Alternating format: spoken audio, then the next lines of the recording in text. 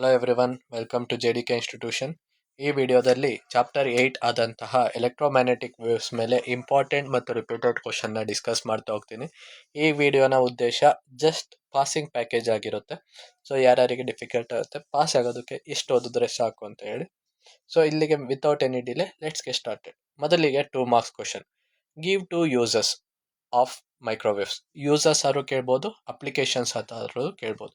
So microwaves ಇನ್ನು 2 ಅಪ್ಲಿಕೇಶನ್ನ ನೀವು ಮೆನ್ಷನ್ ಮಾಡಿದ್ರೆ ನಿಮಗೆ 2 ಮಾರ್ಕ್ಸ್ ಸಿಗ್ತಾ ಹೋಗುತ್ತೆ. 3 ಮಾರ್ಕ್ಸಿಗೆ ಕೇಳಿದ್ರೆ 3 ಪಾಯಿಂಟ್ಸ್. ಸೊ ಹಾಗೆಯೇ 2ನೇ ಕ್ವಶನ್ ಬಂದು mention 2 applications of infrared radiation.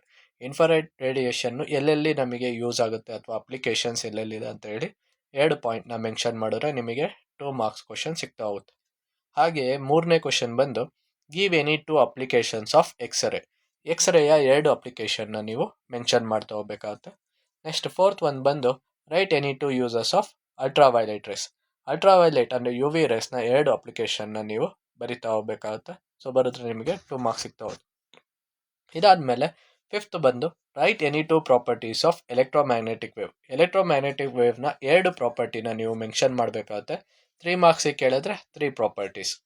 Next ಬಂದು what are electromagnetic wave. Write expression for velocity of electromagnetic wave in terms of permittivity and magnetic permeability of space. So ಇಲ್ಲಿ ನೀವು ಎಲೆಕ್ಟ್ರೋಮ್ಯಾಗ್ನೆಟಿಕ್ ವೇವ್ನ ಬರಿಬೇಕಾಗುತ್ತೆ.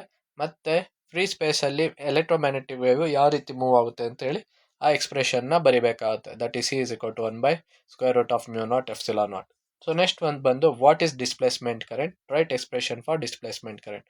ಡಿಸ್ಪ್ಲೇಸ್ಮೆಂಟ್ ಕರೆಂಟ್ ಅಂದರೆ ಏನು define ಮಾಡಬೇಕಾಗುತ್ತೆ, ಮತ್ತು displacement ಕರೆಂಟ್ನ expression ಮಾಡಿ. ಇದಿಷ್ಟು ನಿಮ್ಮ ಚಾಪ್ಟರ್ 8ನ ಇಂಪಾರ್ಟೆಂಟ್ ಕ್ವಶನ್ಸ್ ಮತ್ತು ರಿಪೀಟೆಡ್ ಕ್ವಶನ್ಸ್ ಆಗಿರುತ್ತೆ. Thank you.